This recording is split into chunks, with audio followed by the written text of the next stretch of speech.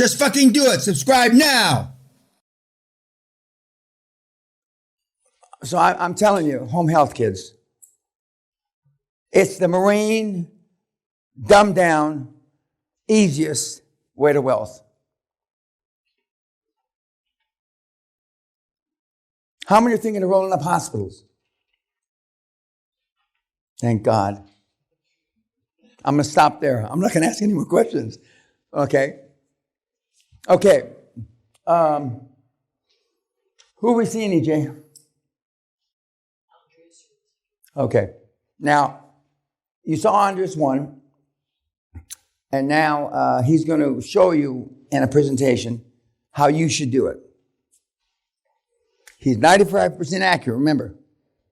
He only fucked up, and he didn't really fuck up anything. His biggest regret is he waited 5 years to come. And I mean, that's a big regret. Because he sees other guys that started 5 years before him, what they've accomplished. And he, I won't say it makes him sick, but it makes him not feel too well. Especially, some of you think some of the other guys here in this room are dumb, or I'm smarter than, or I'm quicker than, or I can do more. And maybe that's true. But if one of the dumb ones pulls the trigger 3 years before you, I don't give a fuck how smart you are. It's tough to catch up. And that's why I would rather you not spreadsheet stuff and just pull the trigger. And with the basis of the information that you're going to get tomorrow, make it like a semi-on-the-job training as you're learning. And it all depends on who your chairman is. And if your chairman is supportive, and then you build onto that chairman's track record, and you get the accountants and you get the lawyers, etc. Okay. Yes, ma'am. So are these videos going to be on the flash? No. You know why? Because then you're going to sell them. Just the same reason you don't get a book. Yes, sir. Yeah, so I don't even know what the fuck this means. Do I have to know what this means? No. That is what your accountants are going to give you. Okay, let me stop. That's a good point. You've got 5 LOIs. You have your board meeting. You do all the stuff I've already explained, right? And then the board, yes, we approved him to go out and close those 5 LOIs, renegotiate the prices, etc. Okay. And then one at a time, you go in to do the due diligence, you knock the price down. Then the bank and or the board, probably both, are going to want an on-site due diligence, quality of earnings. That's what that thing's called, quality of earnings. In other words, what they're asking is, are these Egyptians or whoever lying to you? And are the earnings really not replaceable, but can you duplicate it for the next 12 months? Because you're showing them the earnings of the last 12 months, EBITDA. So what the bank wants to know is it going to be a similar EBITDA pattern, similar revenue pattern, etc., similar expense pattern. So now they go, KPMG or whoever goes out there, and you're going to tell them in the beginning, I don't want red flags, because by the time they tell you red flags, it's normally you can't fix it. If there's anything that smells different, an amber flag, an orange flag, I want you to tell me. In this particular case, this was the second to the last. We asked for an updated quality of earnings every 10 days to 2 weeks. This quality of earnings took 4 or 5 weeks to produce because it was in substance abuse, and substance abuse are harder because of all the licenses that you got to get. So when this came to the board, and the different categories are the important things that are going to reflect not 100%, but 70 or 80% of your revenue depends on these. And if the accountants don't think that they can replicate this, how much do you think they can't replicate it? So they may tell you, well, this is plus or minus 25%. Well, fuck. Well, we're not paying 10 million then. Plus or minus 25%, you never take the plus. Well, I mean, this motherfucker's only worth 7.5 million. There may be some crypto fuck in there or something, So then you use that information to go beat, the seller down. And for the first time, in defense of the crooked sellers. Some of this information they didn't know because they didn't keep the books right. They had QuickBook or some derivative of QuickBook, which doesn't mean a fucking thing. QuickBook is whatever you put the numbers in. You know, it's not based on everything. That's why we ask for 3 years financials, normally QuickBook, and 3 years tax returns. Not that many people outside China and some other places will lie on their tax returns because you go to federal prison for tax fraud, okay? Commercial fraud, you only go to, a commercial prison. So you're only making the LOIs based on the fact that you've seen 3 years tax returns and 3 years financials. And if the 3 years financials and the 3 years tax returns are plus or minus 5 or 10%, you go forward with the LOI. But then as we peel back the onion peels, you're going to see that a lot of things, let's say accounts receivable. Normally anything over 90 days is worthless. The greatest misfortune in account receivable are doctors' books. I've been in 5 years old accounts receivables from docs. And they want you to buy it 100 cents on the dollar. What are you smoking, doc? Give me some of that shit so I can get high with you. So in my particular case, I don't give any value for accounts receivable. That's money that's owed into the business more than 90 days. I don't give a fuck if they only pay twice a year. So I give zero value. So let's say they have 3 million in accounts receivables, 500,000, 90 days or less, 2.5 million longer than 90 days. So, I mean, a little negotiation. If I'm at the table, you get nothing. Get the fuck out. If you like the accounts receivables, you keep them. And that normally shuts them up because they know they're worthless. Now, once in a while, out of 2.5 million, maybe you'll get 100 grand over the next 42 years. Well, that's no value to the business. You know, if money comes in 4 years, how can you use that as working capital? How can you use that? Okay, so worthless. So the easiest way, but I'm considered a hard ass. You like it so much, Sweet Pea, you keep the fucking accounts receivable, you know? And then I know if it's not a woman, and you can shove them up your ass because that's all they're good for. Accountants don't trade that hard. I mean, because they think that a KPMG auditor is not nice to crypto fuck. He'll put the word out on some podcast that KPMG Toledo offices are not nice persons. And so that happens.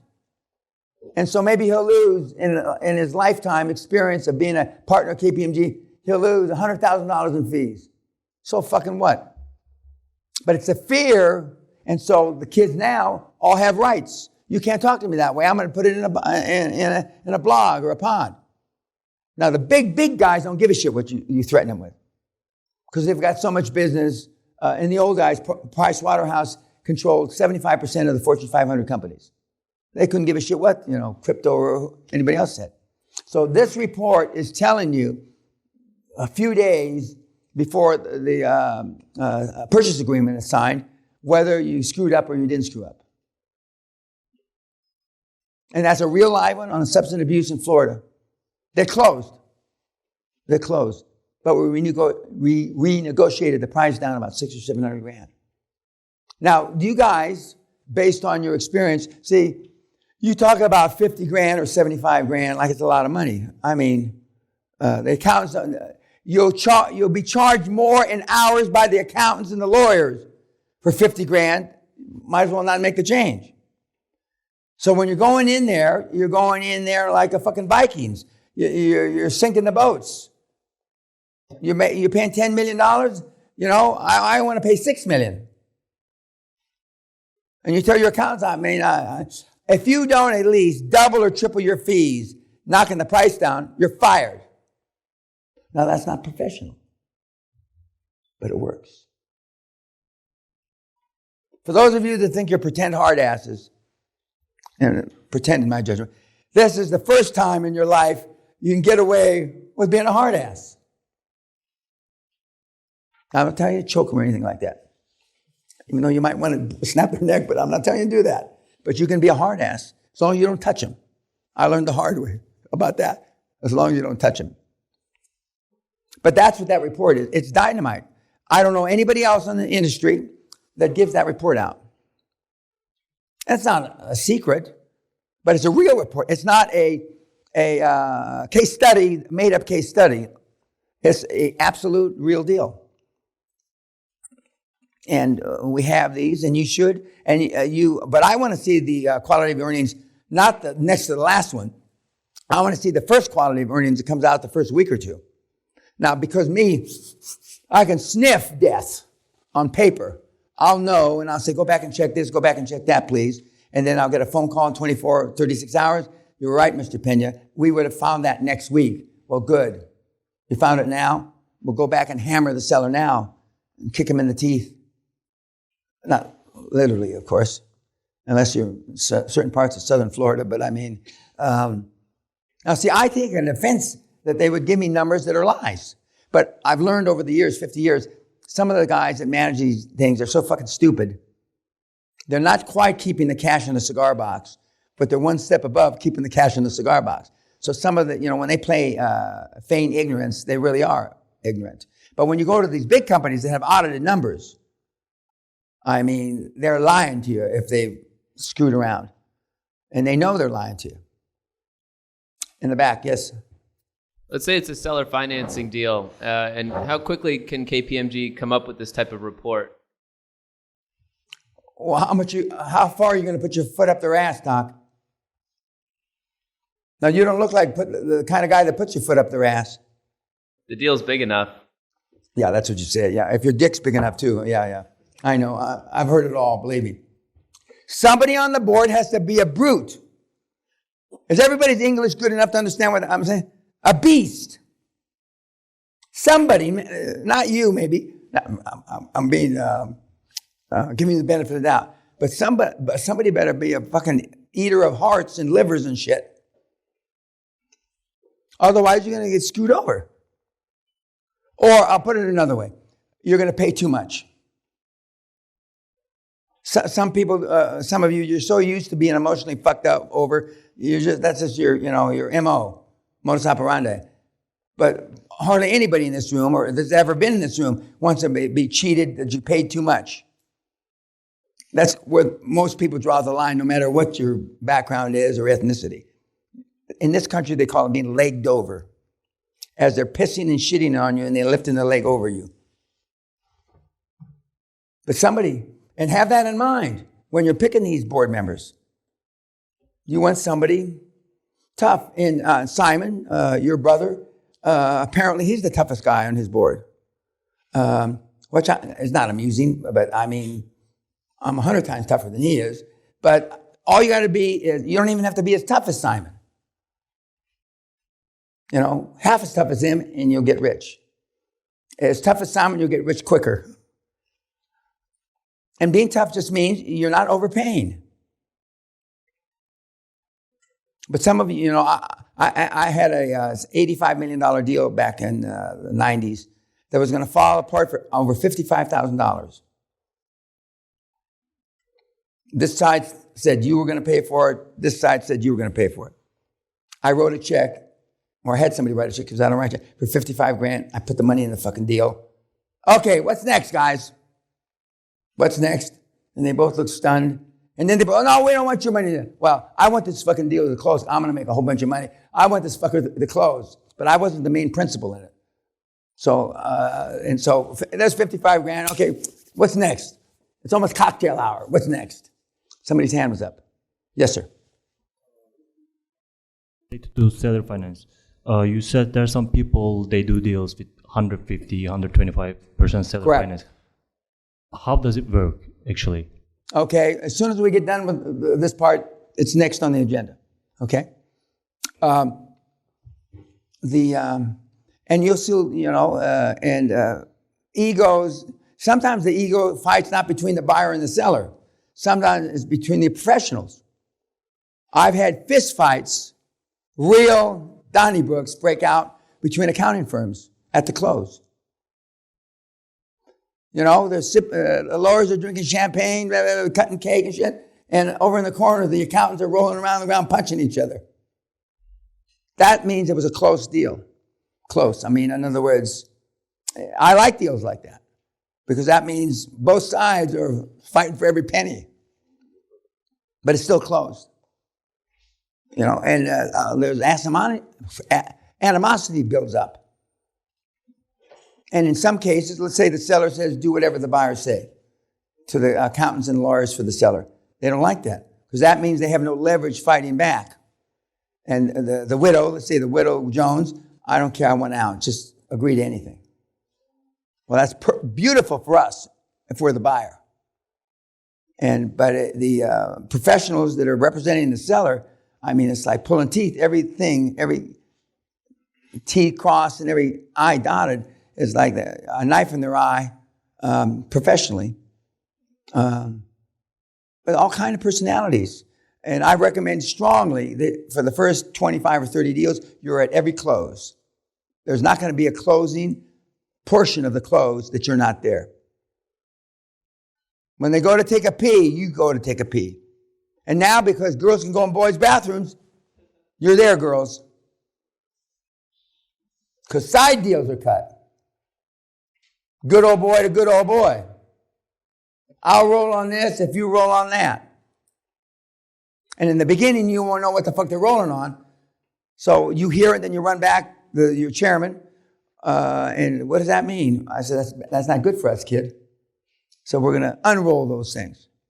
And all this stuff happens. And it's in real time, you know. And your first deal, I think it's exciting myself. But I mean, you won't think it's exciting. You know, nobody can make you perspire. We had a guy that, when he got nervous, his ears got red first. Then the bottom of his neck got red. And then the redness like this went up his face. And he was bald, and he went right over the top of his bald head. I mean, he couldn't bluff shit. I mean, go get our dinner ready. I mean, order the drinks. And the madder he got, the redder his face got. And you'll see that. You won't know until it happens. You won't know until it happens. But you'll learn how to deal with it. Yes, in the back. Is there a similar report for the lawyers as well?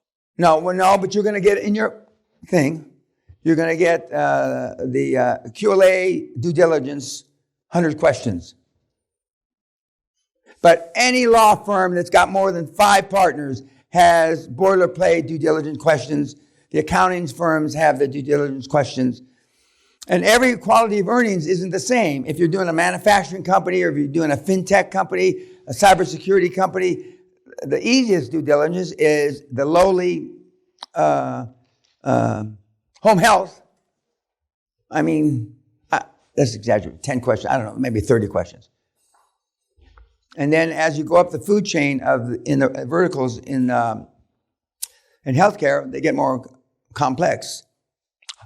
Hospitals are a motherfucker because there's all kinds of things with hospitals. You know, do you have fertility? Do you have radiology? Do you have this? Do you have that? The elderly, geriatric. I mean, and you can get screwed around. And I like companies that deal mostly in cash, not insurance, but that's not very common now. In America, Medicaid, Medicare, etc. And then a few states, they're more complicated. California is more complicated. New Jersey is more complicated. Florida is more complicated. And some of these states that have had big fraudulent things happen to them over the years, New Jersey and Florida to name 2, it's really tough. States make it hard on you to get the licenses because they've been screwed over. You know, they've inappropriately given licenses to fraudulent entities because nobody was, checking the books. But your board should know all this. And when you get your engagement partner at the big law firm who's a healthcare guy or gal that's used to doing these deals, they will know where the skeletons are buried. And at the same time, you want an audit partner that has been through these healthcare audits. And for a CFO, I recommend strongly that you get somebody that came up the audit side for your CFO, okay? Because there's 4 or 5 ways you make partner. One is up the audit, one's up marketing, blah, blah, blah, okay. And your second accountant on the board, not your CFO, can be audit, but he can also have come up financial instruments and stuff like that. And all the big accounting firms now have law firms associated with them. And they're going to tell you, we're going to cut you, today's your lucky day. We're going to bid on your business, and you're going to only have one engagement partner, and we're going to cover both your legal and your audit. Thanks very much, but, next. Because there is no Chinese wall. You don't want your lawyers and accountants under one roof. But they make it sound delectable because it's cheaper, it's this and that. Exactly, and so you don't want that. Thank you very much, KPMG, but we're going to be using, Sterling and Moss or Denton's or whoever the big law firms are. But that's normally when you're a rookie, vis-a-vis these kind of deals, they'll throw that slow ball at you and you're going to want to swing at it, but don't. But when you go for your interview with the accounting firms, either you're being interviewed in an office this big, that means they don't like you, they don't like the deal, they're not impressed with the board, or they've got so much business they think they can't afford delayed fees. Okay. When you come into an office, this is not much of an exaggeration. When I go to these meetings, which is rarely now, I'm in the main boardroom that's bigger than this room. There's 8, 10, 12, 15 partners. The managing partner of the office is there. And if they have enough notice, the regional partner for the southeastern United States is there. Because they know I shit fees. Like diarrhea out of a baby's ass. And I don't fight over fees. As long as you do it when I want to do it, how I want to do it, I never argue fees. But I may ask for it by tomorrow. It's Friday afternoon. I need it Monday, 10 o'clock. And they produce it Monday, 10 o'clock. And they, but I don't argue over fees. But the accountants and the lawyers are there on your board, to call up KPMG or Deloitte or, hey, come on, $350,000. I said this a couple of days ago, $350,000 for this shit. And so they'll knock 150. If they can, as I said a couple of days ago, if they can knock 150 off your bill with a phone call, how much is the bill padded? Or they don't use the word padded. How much is the bill? Anyway, they sharpen their pencil and they reduce the bill. Because you're there for a stream of fees ongoing. You heard Marcus up here a couple of days ago, or yesterday, whenever it was, he said, I made a lot of partners with the fees that he's paid over 10 years. And he has. I mean, he's probably generated hundreds of millions in fees. And it was hard for him not to argue over the fees because he used to go through the billing sentence by sentence, word by word. As he said, I'm a cheap farmer from the hills of Austria. And so, 50 euros to him is big fucking money. 50 euros for him. So you understand that? Did I explain it in depth enough? So, it's an important, and now your board members should have seen this before. This is not rocket science. And of course, normally it comes electronically. It's not, they don't give you paper. And one of the first things, and I always like paper. I want to see it in paper. A long time ago, in 2000, I got online on April the 1st, 2000, with an AOL account, and I called I didn't know what the mouse was. I didn't know what a mouse was. And the mouse was a little teeny thing like a tit that you roll around in the middle of the board. I'm calling Kelly. She's away at school. Kelly, Daddy, wait till I get home for Thanksgiving and I'll put it all together for you. No, I want it now. He says, the mouse. Is there a little thing that looks like a little? No. Is there a button in the middle of the? Yeah, that's the mouse, Daddy. I said, forget this shit. Then I call Sally. Sally says, well, I'll be home later. So I got online, AOL. And AOL used to be for morons. I don't know if it still is, but when I used to be at an office, I say, I like to get online, and then they'd help me, and I say, it's an AOL account, and everybody would look at me like I was brain dead, like something was wrong with me. AOL, sir? Yeah. Forget it, I don't need to go online. Never mind, let's get back to the meeting. But they still have AOL, don't they? No? Yeah? Okay. Okay. Okay. Anything about that? Okay. So we've covered government contracts, the quality of earnings, the spreads for the various industries, bodacious goals, which doesn't say bodacious anymore. What was the other thing I wanted to cover today?